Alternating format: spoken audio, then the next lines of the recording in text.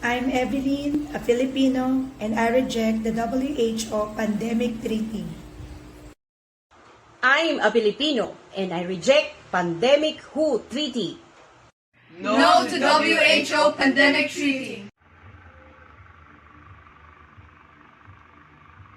I reject the WHO Pandemic Agreement. I am not in favor, I will not participate, and I reject the pandemic treaty. I reject the World Health Organization Pandemic Agreement. I am Miguel Sumagio from the Philippines.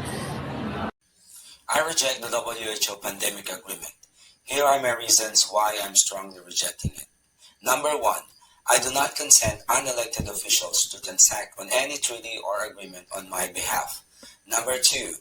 Public opinion and voice are not involved in this vague and hideous negotiation. Number 3. Public health management is not a one-size-fits-all approach. Number 4. It is clearly stipulated in Republic Act 11525 Section 2C that COVID-19 vaccines are experimental in nature, therefore public must be left with choices. Instead, the government employed IATF 148B to push every Filipinos to take experimental COVID-19 injections. Number 5. The Philippines Department of Health together with the WHO advised that wearing face masks continue to be the key tool against COVID-19. But Philippines Department of Health does not have the data on its long-term effects on cellular health and respiration. DOH together with the WHO must present data and studies on this concern. Number 6. Philippines Department of Health admitted through Freedom of Information that face masks contribute to microplastic inhalation. Number 7. Philippines Department of Health admitted through Freedom of Information that there is no data that COVID-19 vaccines prevent transmission of COVID-19 to schools and in workplaces. Number 8. Philippines Department of Health admitted through Freedom of Information that there is no data to prove that COVID-19 vaccines will prevent severe and death due to COVID-19. Number 9.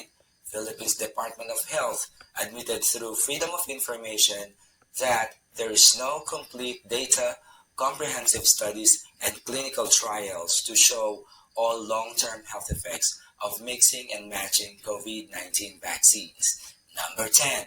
Philippines Department of Health admitted through Freedom of Information that there is no data to show that turbo cancers are not linked to COVID-19 jabs. Number 11. Philippines Department of Health and WHO must explain the connection of the rise of the excess deaths around the globe along with the COVID-19 vaccine rollout. Therefore, I believe that the Philippines Department of Health, CDC, and the WHO must be investigated regarding their handling of the COVID-19 pandemic. Again, I reject the WHO pandemic agreement and I do not consent. Investigate, not mandate.